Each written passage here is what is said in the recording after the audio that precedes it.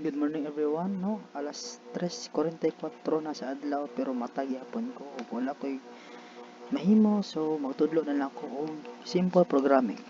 So, siguro in the future no hatag ko og full tutorial kung sa mo program pero just a gist, no? Asa ba jud ang pag-program sa Python? So, pinakauna jud na dapat mabalan sa ka-programmer kay ang pag-print og program. So, kung sa man mag-print og program sa Python, dali ra na. Type ra nimo ang print, type kag parenthesis, type kag quotation marks, ug maski sa imong ibutang dira. Dira na to ang program, no? Dire. Run hello. So, kung sa may sulod sa quotation marks, mura to siya magawas sa imong program.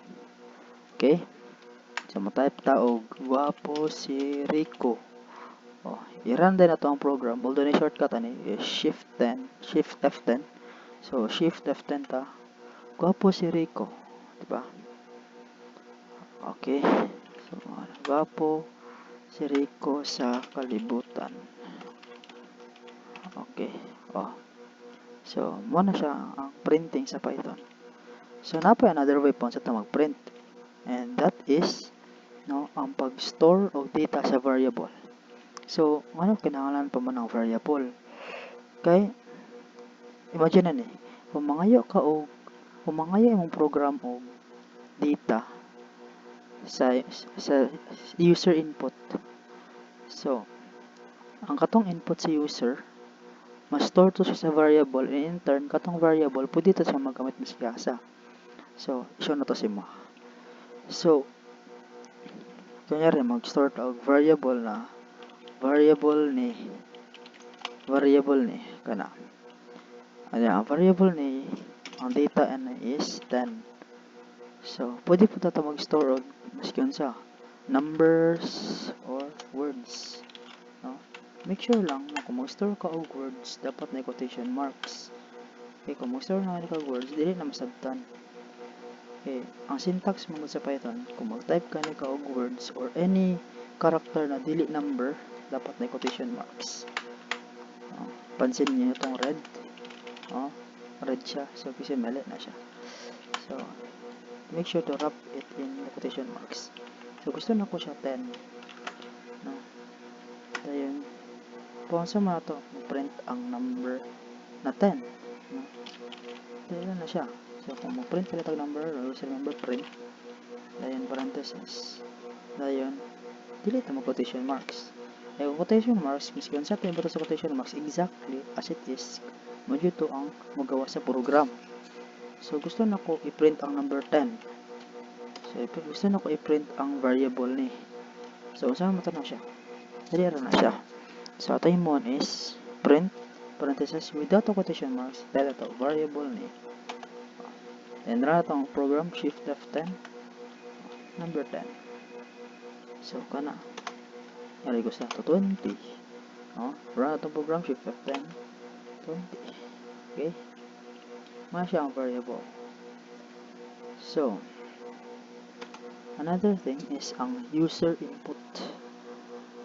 Kung sa tama pangayo o user input, actually mo siya ang medyo fun na part sa programming, no, ang pag-interact sa users. Kaya inig mag-print lang kayo, nag-type kag das kay na code din, magawas ra din mo kay print ko apo ko, no, wapo ko, di ba boring kayo, mura na magawas ang program.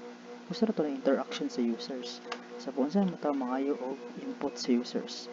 So, ito type is input parenthesis. Then, kung unsa imong gusto na igawa sa program. So, unsa man ang prompt dapat sa imong input.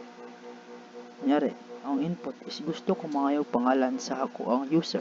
So, unsa man ito yung butang. So, pwede ito mga ito. Unsa ang imong pangalan. Okay, butang din na ito dala space. Yan ka na input. Kung mag-input lang gani ka, kanawa, kung i-run na ito ni siya ang kinilang. Sa imong pangalan, Rico. Notice na magawas, wala lang, blanco lang, diba? Wala ni gawas na akong pangalan Rico. That is because wala na to siya gi-implement ng kanang input. So, let's try it. So, mag-print ta. print na ko ang akong pangalan kay. So unsa ko mato siya pag program, no? Unsa mato siya pagbawas sa atong pangalan. So ang one way ana is i-store na to ang kining input sa isa ka variable. Sa variable ni siya is equal to ang equivalent sa imong input.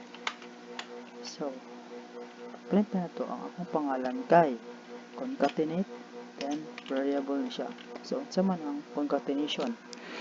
Ang concatenation gani is ang pag-combine sa isa ka value na nasa quotation marks, no, og ang isa ka variable. So kung gusto ka na i-print ang variable alongside with napa jud kay pakapin diri. Kay ko i-print lang gud nato ni siya, no. Print are lang. Okay. Mato na siya. I-run nato na siya na program. Sa imong pangalan, so ang pangalan ako kasi Rico.